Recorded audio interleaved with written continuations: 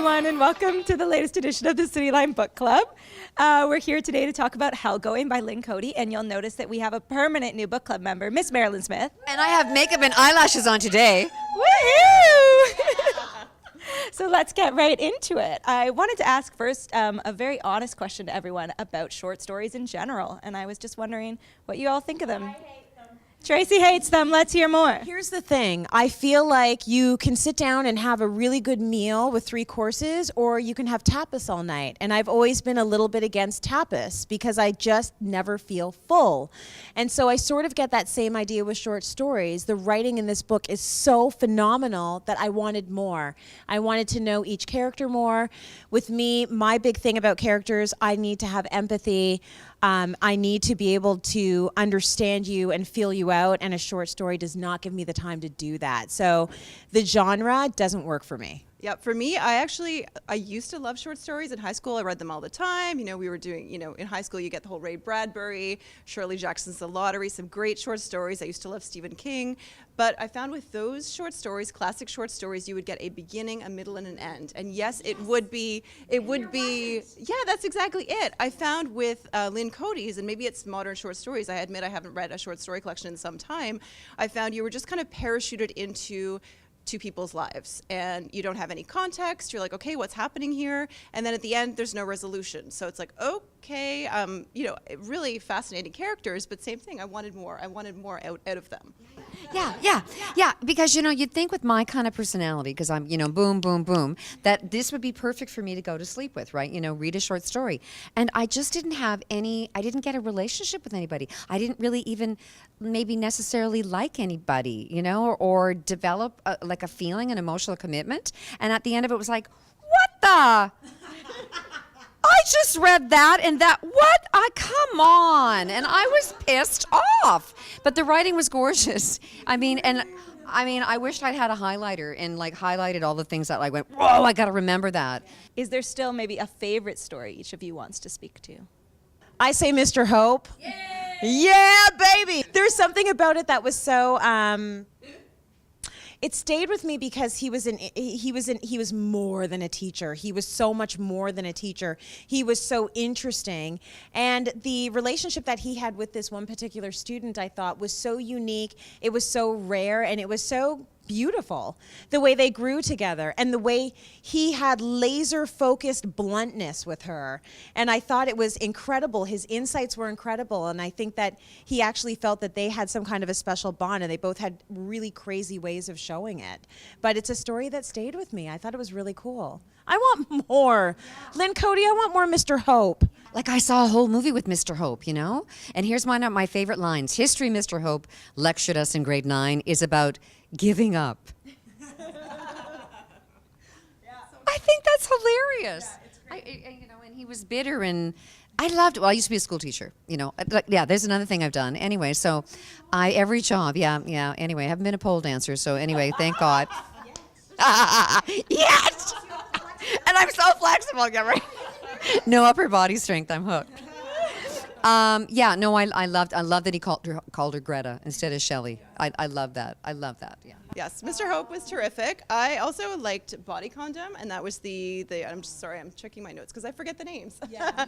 That was the relationship between Kim and Hart, and these were 2 people that didn't necessarily belong together. I think one of the first lines in the story is about she was kind of convincing herself, or the time that, at the point where she convinced herself that she should be in love with him, and the whole back and forth between the 2 of them, and then when he kind of springs the family visit on her and all the demons that he had, and I don't know, I just felt that kind of the dynamic between the 2 of them and her kind of inner thoughts where she's hating him at different points. I thought that was an interesting story and an interesting look at a relationship, but again, I wanted to see more about that. Sarah from Clear Skies.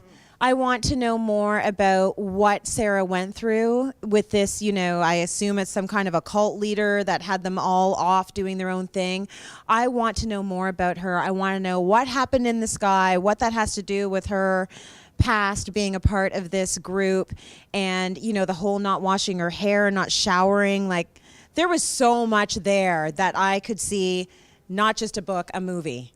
There was a lot there, so I'd love to know more about her. My favorite was actually Clear Skies as well, which you were just talking about. And I think the thing is with Clear Skies, and even with all of them, with the idea of you're not sure if you really got it. I kind of like that there was so much going on in Clear Skies, and I don't understand all of it, but it let me then kind of go and figure it out in my own mind and kind of come up with my own recipes. Clear Skies is the writer's retreat. Oh, the writer's retreat. Yeah. And like there were a lot of other things going on like in her past, and we don't know that full story, but I liked just kind of imagining the rest of it myself. But that's kind of the way my mind works, and I know for some people they want all that resolution, but I kind of like imagining some of it on my own. There was a lot of mystery. I mean, there was mystery in what exactly happened with what was that? Hart's background, and I mean, obviously he did something terrible, but she never spells it out. With Sarah in Clear Skies, same thing. Something happened to her that obviously made her write this book when she was a teenager. It's never quite spelled out. So yeah, the ambiguity, it can frustrate you, but it's also interesting because it lets you go, in your mind wherever you want to go. Right. Can we? I have one fabulous quote that made me really was. Thank you for holding the mic for me. I'll use my radio voice. This was in, I forget which story it was, Hellgoing. It was, and I love this because it said a lot about moms, okay? And it said, he was acknowledging that for the years depended on, I should backtrack. So it was about Christmas and about, celebrating Christmas. And so one of the brother is talking about, the mom's dead. I'm wrecking the whole story. Anyway. And then when I was 7, he was acknowledging that they had for years depended on their mother to give a shit on everyone else's behalf. And that their mother giving a shit was the only thing that kept the family together. It was their mother who, at Christmas, made sure everyone had a present for everyone else. It was their mother who always passed the phone to Ricky. It was always, and I just thought this was such a neat thing about motherhood. And that you never hear about, and because I'm in a situation now where my family, we're all getting older, and if I don't go to Vancouver because my mom and dad have passed away or something, will we keep Christmas up? And it really hit me, like, my mom is the one that gives a shit. I mean, we all do too, but she's still the glue. And I love talking about the glue in that story. That really got my heart. Yeah.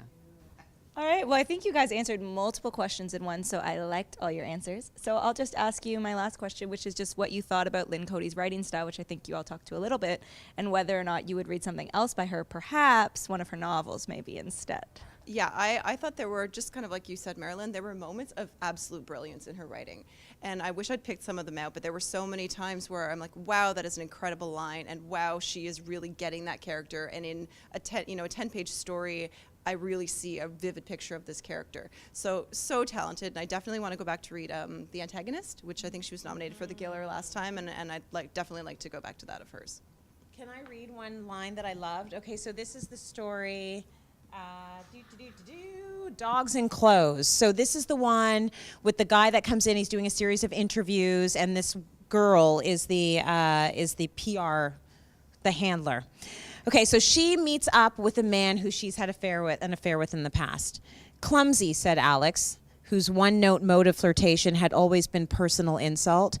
She understood then the whole affair had been about efficiency. This was how you sinned and took your punishment all at once. I want to die. Like, this is so good. How much is she saying in these 3 sentences? This is like Ernest Hemingway-esque. I just think it's, it's incredible. Like, we're dealing with a genius here. It's just the genre didn't work for me. But I'm dying to read her novel. I really did enjoy the writing. I loved her imagery. I felt like I was there. It was a slice of life, and I felt like I was part of that slice for a very short period of time.